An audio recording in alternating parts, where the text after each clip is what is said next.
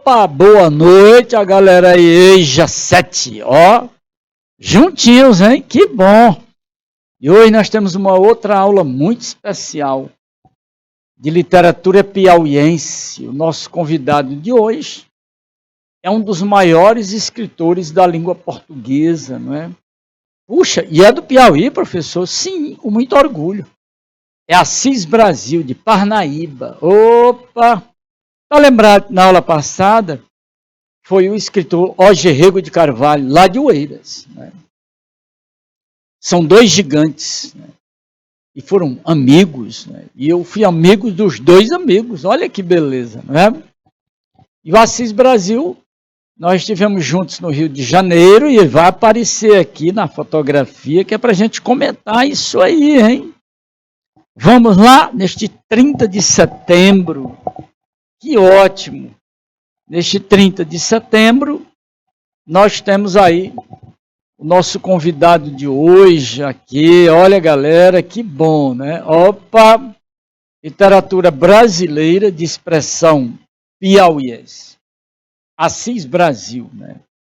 Vamos conhecer o contexto da literatura brasileira de expressão piauiense e dividir a obra dele em dois blocos, né? Bloco da ficção urbana, né? E a ficção regionalista, mais voltada para o Piauí. São várias obras nesse campo, né, do regionalismo piauiense.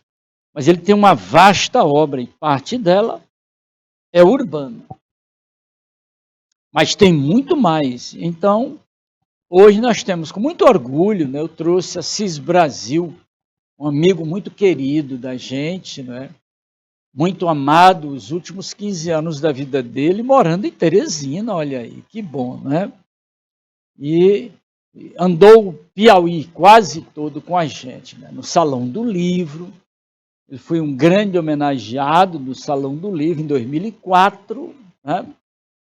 E em 2004 ele ganhou o maior prêmio brasileiro da Academia Brasileira, né?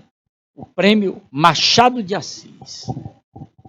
Vai ganhar esse prêmio, olha, Eija 7, é um prêmio e tanto, é o nosso prêmio Nobel de Literatura do Brasil, né? É o prêmio Machado de Assis. E aqui tem um bico de pena dele, né, que um artista fez, né? Homenageando esse parnaibano, que beleza. Viveu bem, em 1932 e faleceu aqui em dezembro próximo passado, fechando o ano de 2021, né? Que coisa, 91 anos, né? E mais alguns meses. Olha aí, ele é de Parnaíba, Assis Brasil de Parnaíba, Salão de Livro em Parnaíba com o nome dele, né? Tem uma arena Assis Brasil lá no Salipa. E no Salão de Livro daqui do Piauí, Salipe, de Teresina, mais né, direcionando, tem um espaço só para ele. Né? É o ficcionista mais lido, né, mais conhecido e mais premiado da literatura piauiense. Né? É com muito prazer, Eija 7, que os meus alunos Eija 7, né, tem esse primeiro contato com esse grande escritor brasileiro piauiense. Olha que beleza, olha, eu gosto muito dele. Um amigo meu de muitos anos, né? Nosso encontro decisivo foi no Rio de Janeiro, né? Na Academia Brasileira, imagine, né? Ele, por ocasião da homenagem que a Academia fez ao poeta Agadobal, que nós também vamos apresentar para vocês até dezembro aqui.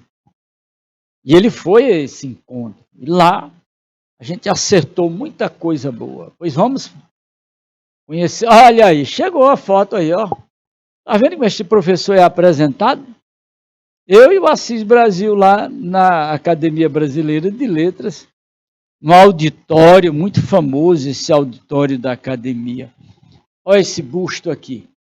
Olha esta barba, né? Esse auditório é o auditório José de Alencar.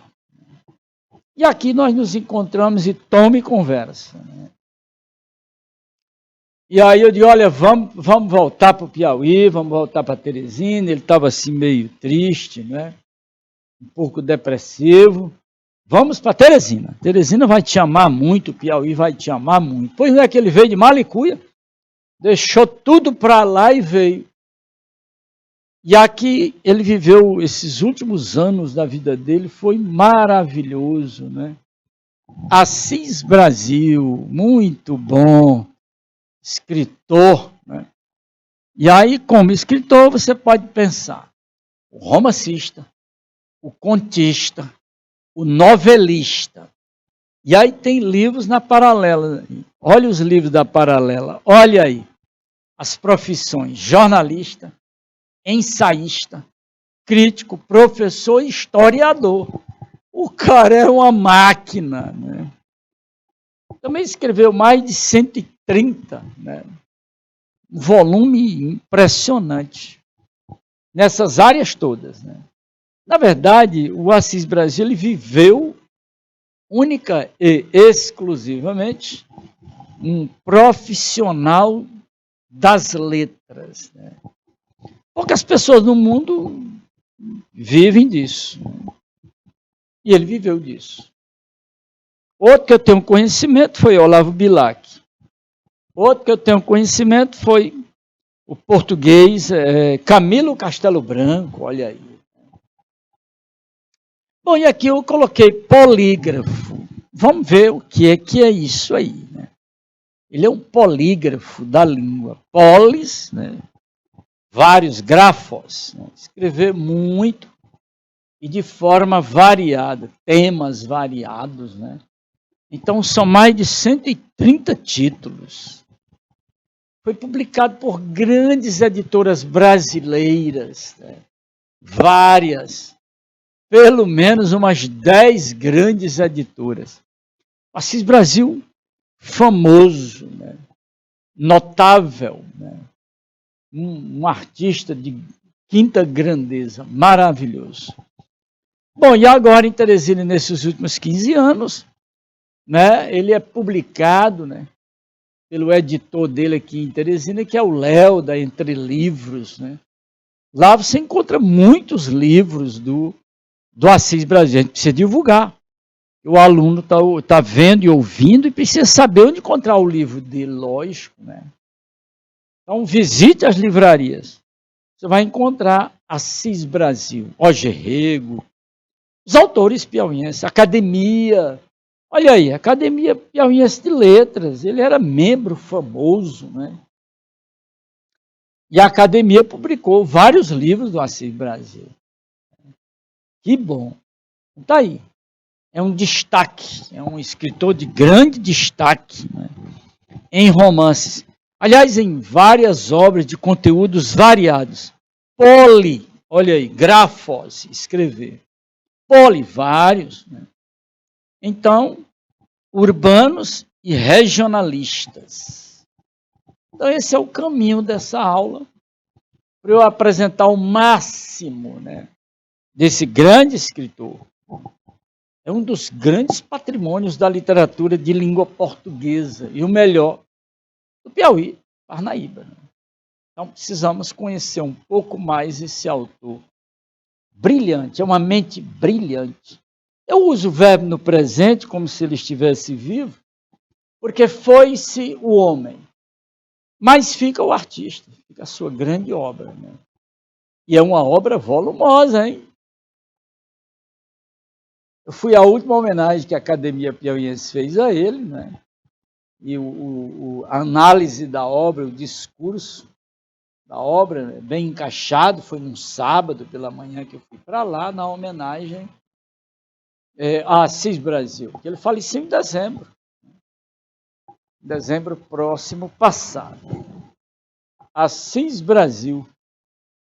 Francisco tem nome de santo e nome de tabelião, pode? Que coisa, né? Maravilha. Assis Brasil é sempre uma companhia encantadora, satisfeito, né? Muito culto, né? Boas conversas. Foram anos de boas conversas e viagens, hein? Vocês terem uma ideia, nós fomos a um salão de livro em Coivaras. Você vê, a professora, né, de Coivaras, a professora Clarice, né, fez lá esse evento e fomos com o Assis Brasil. Ele amou andar pelo Piauí, era com ele mesmo. Ele foi à Vila Nova do Piauí, imagine, o Alto Sertão. Né? Parnaíba constante. Teresina amava o Assis, todo o salão de livro. O Assis Brasil estava lá a semana inteira, 10 dias. E era muito amor que as meninas destinavam a ele. Né? Nós amamos muito o Assis Brasil. Valeu que ele esteja bem, hein? Alegre e satisfeito. As narrativas do Assis Brasil, elas são psicológicas. Né? Quer no campo urbano, quer no campo regionalista. Né? Ele é um ficcionista, é a metaficção que ele trabalha. Né? Ele questiona o ato de escrever. Ora regional, ora universal, ora juntando os dois. No fundo, ele tematiza de maneira muito interessante, não é? A condição humana, na situação mais precária, né? A questão social, a questão política. E uma coisa que mais chama atenção no Assis Brasil, a capacidade dele de escrever dezenas de obras infanto-juvenis. Você vai encontrar dezenas de livros. Maravilha. Para quebrar, ele é autor de romances históricos. Né? Tiradentes, Jovita Feitosa, Nassau, ele escreveu romances históricos famosos. Né? Mas acredito que, especificamente, o regionalismo dele, em que ele destina o olhar dele para o Piauí, nós vamos encontrar um dos livros mais lidos da literatura piauiense, pelos piauienses, que é um volume contendo as 4 obras. É a famosa tetralogia, né? 4 obras famosas do Assis Brasil. Né? Isso é que nós vamos dar ênfase, né? A esse escritor que ganhou um público imenso. Então, você tem o escritor e o público. Né? De todos do Piauí, ele é o campeão de público. Né? Por conta, aqui é uma fotografia mais bem definida dele, né? Ele tinha aqui mais ou menos uns 35, 40 anos. Né?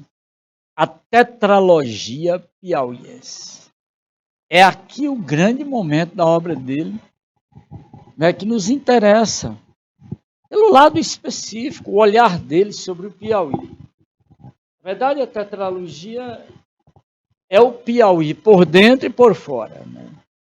É esse regionalismo universal do universo, do cenário piauiense. E aqui eu transcrevi a fala dele, né? Ele diz o seguinte: bom, a ideia da tetralogia nasceu de uma necessidade urgente de voltar às minhas raízes telúricas, né? Da infância, principalmente lá em Parnaíba, no Porto das Barcas, né? A cidade de Parnaíba, né? O seu porto, né? Pequeno porto no rio, né? E aí, durante mais de 2 séculos, né?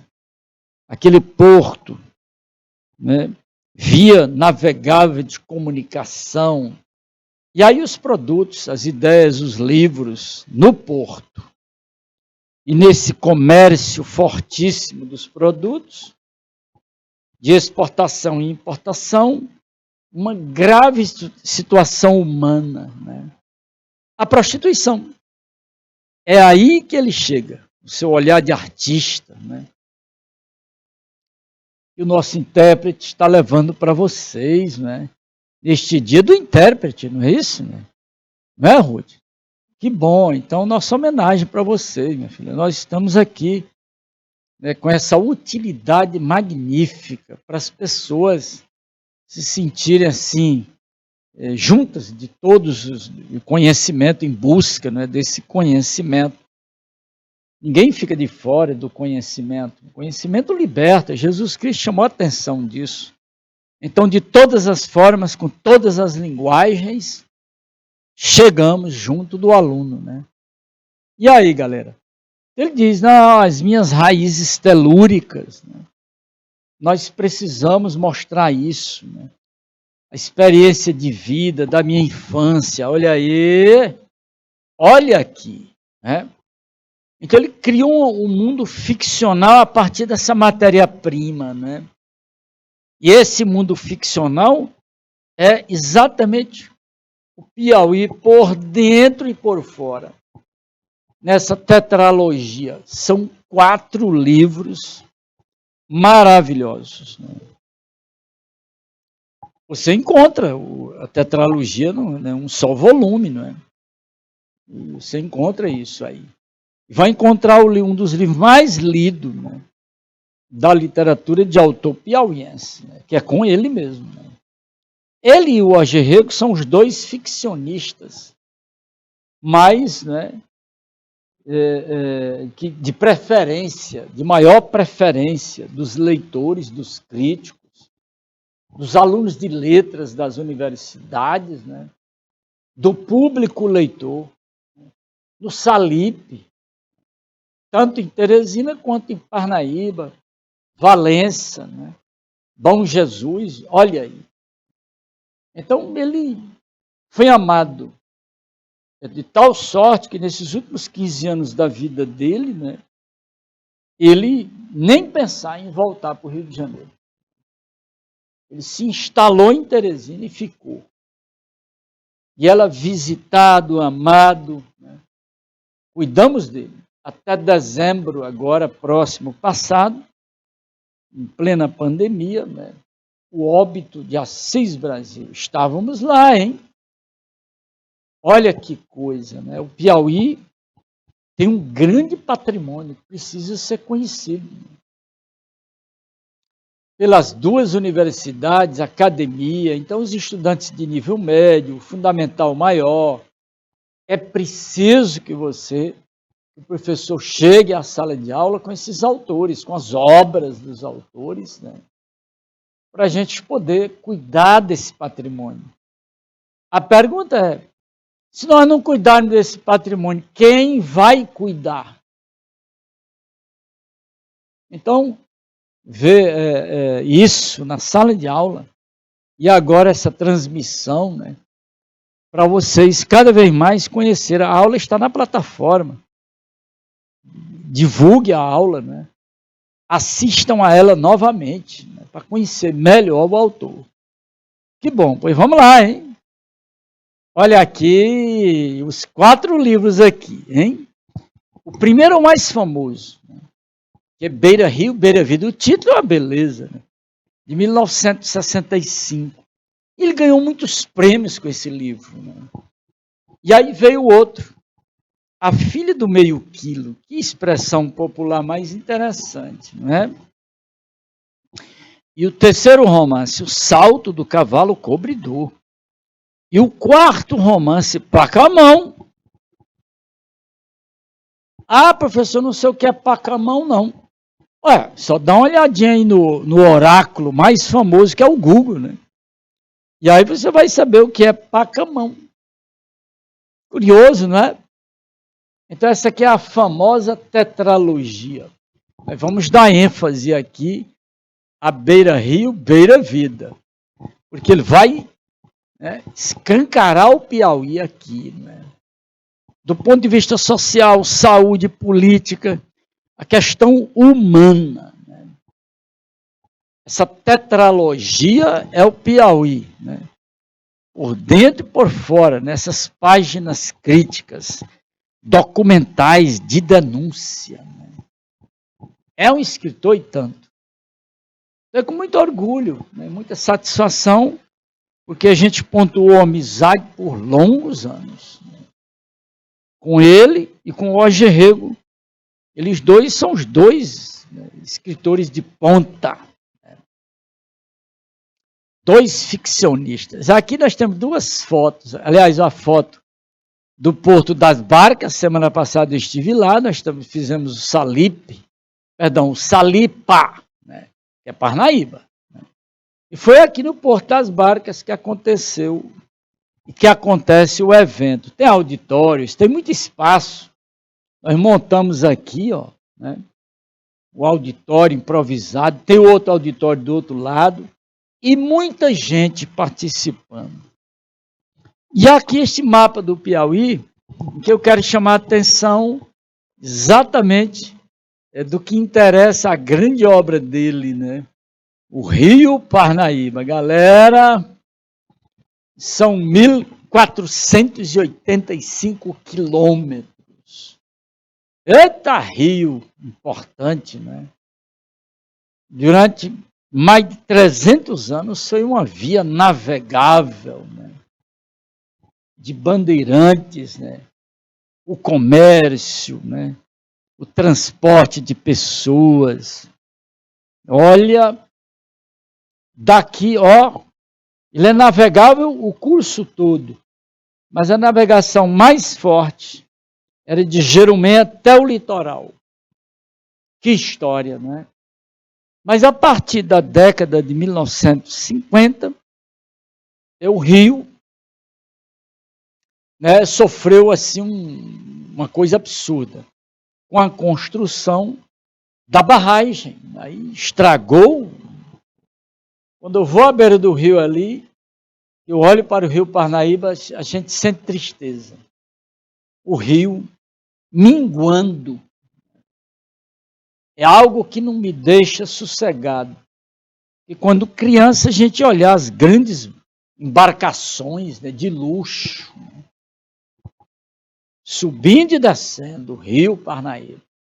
Um rio amado. E ele, amado por Da Costa e Silva, né, os grandes poetas piauienses. E ele, Assis Brasil, é o número 1. Aqui, no litoral, galera, é aqui onde ele vai ambientar, ele ambienta o romance.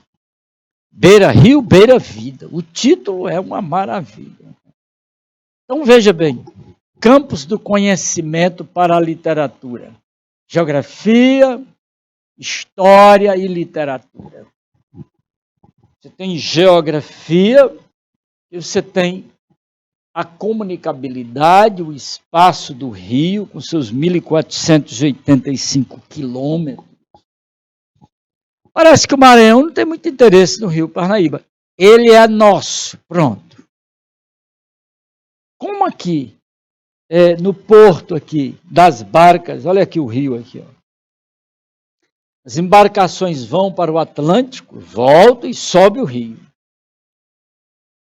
Mais de 300 anos. O comércio. Então ele vai focar um assunto terrível. A prostituição de gerações. Que bom, Eja 7. Vamos lá, hein? Ótimo. O Rio Parnaíba, acabei de mostrar isso para vocês, né? É um tema gigantesco da literatura piauiense. É um dos grandes personagens da literatura piauiense, é o Rio Parnaíba. Com suas lendas, mitos, sua história, sua geografia, seu campo social, seu campo cultural, seu campo histórico. Imagine Da Costa e Silva receber livros lá em Amarante, vindo da Europa, vindo do Rio de Janeiro, vindo não sei de onde, de Portugal, etc. Bom, é a Europa. Está aí o Rio Parnaíba. E a tetralogia foca exatamente isso aí. Só para vocês terem uma ideia, instalaram uma companhia navegável no Rio Parnaíba a partir de 1858. Só para transportar produtos, né? Levar e trazer ideias, e trazer livros, olha aí, né? E em 1911, a cabotagem, os grandes barcos a vapor, subindo e descendo o Rio Parnaíba. Olha, meus alunos, veja 7, isso é uma história magnífica. Foi uma hidrovia maravilhosa, né? Tentaram ressuscitar isso aí, década de 1980, né? Um gestor, um político aí, tentou voltar à navegação com a famosa Barca do Sal, né? Muitos de vocês devem lembrar, outros não, porque foi no início da década de 1980, né? Mas o declínio disso tudo, aqui entre 1940 e 1950, até os dias atuais, né? Já foi grandes momentos, infelizmente. A gente chega lá no cais, né? Aí a gente fica um pouquinho lembrando, vem à memória grandes embarcações, restaurantes lindos, né? Mas tudo isso passou. Eija 7, que ótimo. A infância do autor, né? Aquele mundo telúrico da infância. Ele diz o seguinte: Rio Berevida é o livro mais ligado à minha infância. Mas por quê? Bom, e o Rio Parnaíba é sempre o ponto de partida. Porque agora, eu cheguei a conhecer Luísa. Lá, a Luísa foi prostituta, na beira do cais, com a mãe. Com a mãe, sim, segure aí. Eu cheguei a conhecer Luísa, que era uma prostituta já velha, né? Desculpa. Aposentada. Olha que ironia curiosa. Uma prostituta aposentada. Ela ia lá em casa pedir esmola. Ô, minha gente, aí é demais, né? Personagem nessas condições, né? Jovem, prostituta, ganhou dinheiro, mas o tempo passou, estragou a beleza, aposentou e foi pedir esmola. Olha como o autor é extraordinário aqui, vai resgatar essa figura. E eu, curioso, perguntei um dia à minha mãe qual era a história da Luísa. Ela me contou por alto. Olha que coisa curiosa. Ele era uma criança, né? Por alto. Alguma coisa ela contou sobre a vida dela. Uma filha, olha aí. E a mãe da Luísa? Prostituta. E a filha da Luísa? Opa, é sobre isso o romance. Gerações de prostituição. É exatamente isso aí. O romance Beira-Rio, Beira-Vida é um romance documental. Além disso, de denúncia. O drama da prostituição na beira do cais. Esse é o detalhe. É um romance social, documental, regional, universal, psicológico. Ele explora isso aí. As personagens são marginalizadas, né? Vivem o preconceito e o abandono. Você viu? Pedindo esmola. E ela tinha uma filha. O que mais chama atenção no romance foi uma técnica que ele usou de maneira bem diferente. Quase uma peça de teatro na beira do cais. Foi isso que mais chamou atenção no romance dele. Onde ele vai chocar a periferia e a elite da cidade. Imagine o preconceito. O romance ele é todo construído das lembranças da infância. Aqui chamamos reminiscências, né? As lembranças. E ele usa dois tipos de discurso. Olha as aulas dos colegas, hein? O discurso direto, o personagem falando, e o discurso indireto, livre. Ele pensa pelo personagem e junta o discurso do narrador com o pensamento da personagem. Discurso indireto, livre. Eija 7, galera, pois está aí, hein? E então, o romance Beira Rio, Beira Vida é um romance de espaço. É um romance muito curioso, muito rico, né? É um romance de espaço. Mas ele enriquece esse espaço com personagens para dar dimensão do espaço. O espaço é o palco em que as personagens vão viver seus dramas. E aqui nós temos 3 gerações de mulheres. A Cremilda. Dá a ideia que antes da Cremilda tinha prostituição. Isso aqui é o detalhe curioso. Outras mulheres já vinham de histórias de séculos na beira do cais. Né? Então, você tem a Cremilda. Que nome! Muito apropriado para essas criaturas. Cremilda! Imagine. Né? Então está aí a Cremilda, vaidosa, discriminada, empresária fracassada, deu tudo errado. Mas ela tem uma filha, Luísa, que é a grande personagem do livro. Né? Essa criatura, também prostituta, né? Angustiada, iludida, olha, que deseja uma vida diferente para a filha. E quem é a filha? É a Mundoca. Bom, o autor vai preparar a Mundoca para ela quebrar essa sequência de prostituição. Senão o romance seria um fracasso. Seria uma visão muito determinista do ambiente dominar tudo. Mas a Mundoca vai quebrar essa sequência. Para isso ele faz da Mundoca o seguinte: uma criatura feia, triste, odeia os homens e é humilhada socialmente. Pronto. Quebrou essas amarras da prostituição da beira do cais. Mas a marginalidade continua. Claro, não é prostituta, mas é marginalizada por conta da história dela na beira do cais. Convido vocês para ler este romance. Um dos romances mais belos da literatura piauiense. É no miolo de uma situação social, no miolo da discriminação de elites, de gestores políticos e a elite da sociedade parnaibana.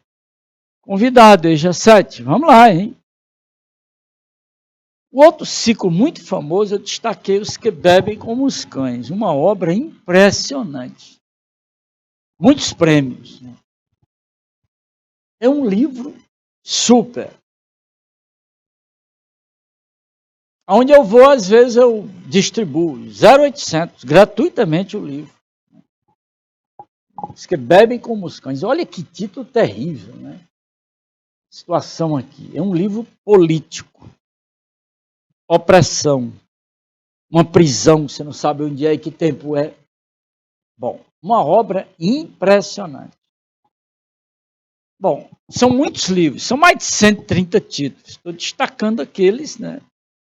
E estimulando vocês aí, EJA 7, se tiver oportunidade, né? E então, esse romance é estruturado em 41 capítulos. Né? Os capítulos arrebentam o leitor. Quem é o torturado, na verdade, é o personagem e o leitor. Porque ele fica repetindo a cela, o pátio, o grito. É mole? Vai alternando todo o tempo. Vai chegar ali pelo 20º capítulo, o leitor já não aguenta mais tanta tortura. Né? E o personagem? Esse é o segredo do livro. Gerar essa sensação no leitor de que ele também é um prisioneiro político. Na verdade, o livro ele é sufocante. O mais bonito deste livro é que a sensação que você tem é de tortura. Uma das obras mais impressionantes que eu já li na literatura em língua portuguesa. E o melhor, desse piauiense de Parnaíba. Valeu aí, EJA 7. Que beleza. Tá aí, hein? Bom, a cela, o pátio, o grito. Todo tempo, a cela, o pátio, o grito. Cela, o pátio, o grito. Até a morte. O suicídio. O prisioneiro não aguenta mais. E o leitor, também não estava aguentando. Né? Capítulos curtos. Ele joga duro com isso aí. Né? E aí ele vai mandando o leitor em interferências intertextuais, históricas, míticas e artísticas. O Muro de Berlim. Olha, é um jogo intertextual com o Jeremias, que é o personagem, que manda você lá para a Bíblia. Todo mundo conhece o profeta Jeremias no Velho Testamento. Terrível. Ninguém aguentava o Jeremias. Né? Tanto que mandaram jogar o Jeremias dentro de um poço. De lá, este Jeremias soltava gritos terríveis. Ninguém aguentava. O grito saía mais forte. Então você tem a cela, o pátio e o grito. O outro personagem intertextual, além do profeta Jeremias, é o filósofo Sócrates. Qual é o recado do romance? O que é a perda da liberdade? Aí como ele era um grande leitor de grandes obras da literatura universal, né? Ele foi um grande leitor do poeta romano Virgílio, né? Autor daquele verso famosíssimo, está lá na bandeira de Minas Gerais. Libertas quae sera tamen, liberdade ainda que tardia. Galera, aí já valeu, vamos lá, hein? Estamos fechando. A prisão, né? É lá na prisão que as coisas acontecem. Você não sabe aonde, é tudo indefinido. Celo, pátio, grito. E as coisas avançam.